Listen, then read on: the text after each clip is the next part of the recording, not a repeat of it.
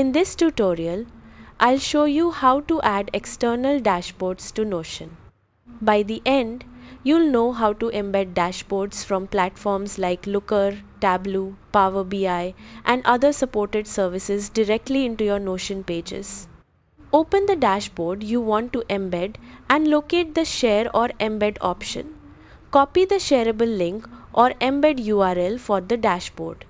Make sure the dashboard is shared with the appropriate permissions so it can be viewed when embedded. Next, open Notion and go to the page where you want to display the dashboard. Paste the dashboard link onto the page. When Notion displays the available options, select Create Embed. Notion will insert the dashboard as an embedded block, allowing you to view it directly from your workspace. Resize the embedded dashboard by dragging its edges until it fits your page layout.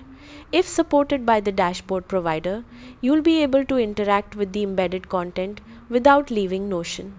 If the dashboard doesn't appear, verify that the sharing permissions allow access, make sure you're using the correct share or embed link, and check whether the dashboard provider supports embedding.